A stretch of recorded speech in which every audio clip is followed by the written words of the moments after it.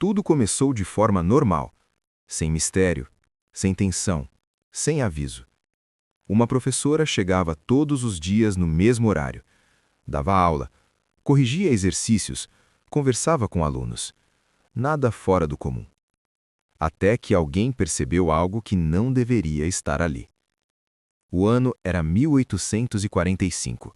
O lugar, um internato feminino respeitado, localizado na Letônia, que na época fazia parte do Império Russo. A professora se chamava Émile Saget. Émile não era uma pessoa estranha. Não tinha comportamento incomum, não falava coisas sem sentido, não tinha histórico de doença grave. Mas havia um detalhe curioso.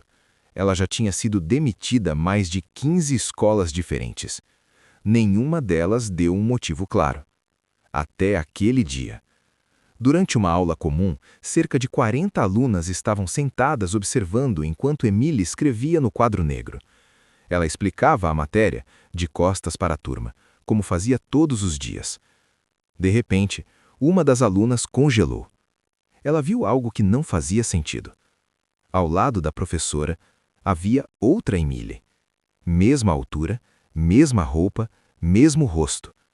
A segunda figura não falava, não escrevia, apenas imitava cada movimento da professora, como um reflexo atrasado. Algumas alunas começaram a chorar, outras ficaram paralisadas. Nenhuma conseguiu explicar o que estava vendo. O mais perturbador, a professora não parecia perceber nada.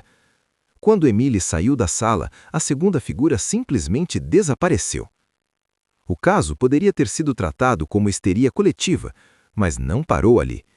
Dias depois, algo ainda mais difícil de ignorar aconteceu. Durante uma aula de costura, Émile estava sentada em uma cadeira, trabalhando com tecidos, enquanto as alunas estavam espalhadas pela sala.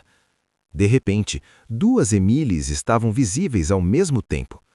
Uma continuava sentada, a outra caminhava lentamente pela sala. Desta vez, duas alunas criaram coragem e tentaram tocar a segunda figura. Elas relataram sentir resistência física, como se estivessem tocando um corpo real, mas frio, estranho, quase sem vida. A figura então desapareceu novamente. O colégio entrou em pânico. Diretores, funcionários e professores começaram a observar Émile com atenção. E quanto mais observavam, mais eventos estranhos surgiam. Em um dos episódios mais documentados, Émile estava doente, deitada em seu quarto, enquanto dezenas de alunas afirmaram vê-la caminhando pelo jardim da escola, saudável, em silêncio. Ao mesmo tempo. Duas localizações diferentes, mesma pessoa, mesma aparência. Nenhuma explicação oficial foi encontrada. O mais inquietante, Émile não parecia se beneficiar disso. Ela não usava isso a seu favor, não gostava da situação, não entendia o que estava acontecendo. Segundo relatos, ela dizia apenas sentir cansaço extremo antes dos episódios. Com o tempo, o padrão ficou claro. Quanto mais cansada Émile estava, mais frequentes eram as aparições. Quando descansava por longos períodos, os fenômenos diminuíam. Nenhuma investigação médica da época encontrou sinais de fraude. Nenhuma testemunha relatou intenção de enganar. E estamos falando de dezenas de pessoas, em momentos diferentes, sem contato entre si. A escola tentou abafar o caso. Não conseguiu. Émile foi demitida novamente e desapareceu dos registros históricos pouco tempo depois. Até hoje, o caso é estudado como possível transtorno dissociativo extremo, fenômeno psicológico coletivo ou algo que simplesmente não se encaixa em nenhuma explicação conhecida. Não há provas de paranormal, mas também não há explicação suficiente. E essa é a parte que incomoda. Porque não foi uma pessoa, não foi um momento isolado, não foi uma história contada muitos anos depois. Foram eventos repetidos com testemunhas independentes em ambientes controlados.